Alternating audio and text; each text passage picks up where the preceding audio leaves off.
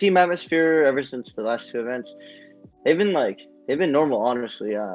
We know like that it's online and we can't have like consistent results all the time, so it's not really affecting us. But I mean, obviously, we definitely wanted to do better than we did, but I guess it was just like a little bit of a wake up call, but nothing really changed in the atmosphere. With the tight schedule for me individually, I wouldn't say I was like really stressed out or anything really affected me. I mean, it definitely was a tight schedule to the point where we couldn't even practice, where it was just match after match after match against the same teams, honestly.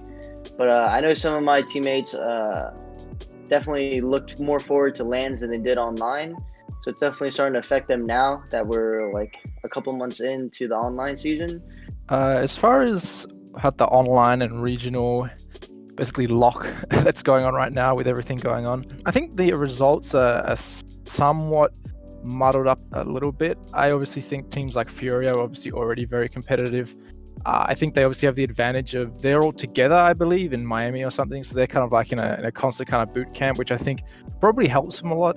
Just kind of like stay motivated when it is a little bit tedious sometimes, just playing the same teams over and over again, particularly here in NA, because there's only like a certain number of teams you can play against, practice against, and you're going to be playing against them in a match. So it's a whole juggling thing. So I think Fury have an advantage from that point of view where they're all together.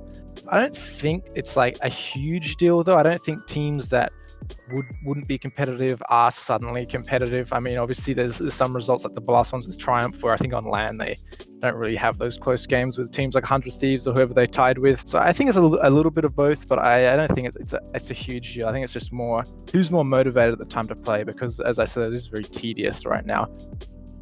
I think the little bit of time we had off, obviously not having to play the first stage of Summit, and then also not being in the final stage for Blast. It has been good. We're going to get some good solid practice in, whereas before that it was just game after game after game after game, trying to fit in breaks, maybe the occasional day of practice, and it was just very hard to reevaluate everything and just get yourselves ready for the next tournament. It's just back to back to back. It's just crazy. So I think having this little bit of time off to get some good solid days to practice on is going to do us good, and I think it's got us feeling a lot better going into Summit. So heading into Summit, we had like a little bit of a team talk. We know that this is the last event before the player break, so we all talked and we all agreed to put 120% into this last event, because not only does it mean more than the last two events, it's also the last one. So you also want to, like, before you go into player break, you want to go into like a good feeling, you know.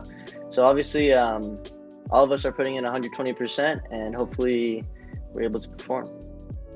I mean, keeping things fresh, playing the same teams in official matches and scrims, it is difficult.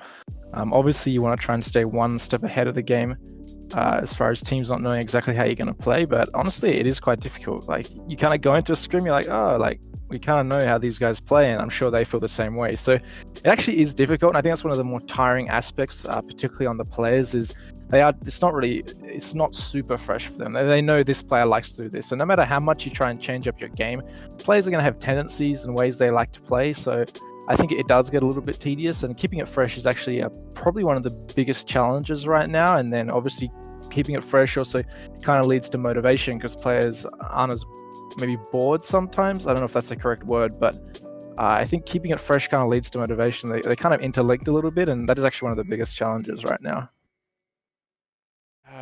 For everyone saying someone's better than me, let's sell this right now. Oh, you guys can't see.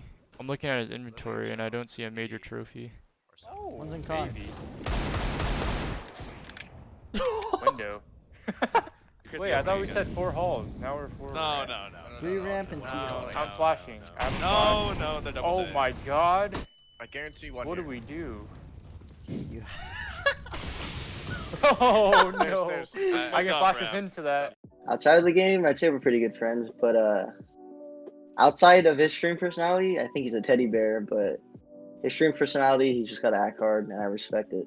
For the next step in my career, I guess, obviously I want to focus on my pro career, but consistency, I'd say, is a big thing. So obviously I tweeted out a schedule for my YouTube and Twitch, but I think consistency was going to be a big thing for long term. So I'll be streaming on my Twitch and I'll be uploading on my YouTube every day at twitch.tv/SomCS. So if you guys want to check it out, make sure you do.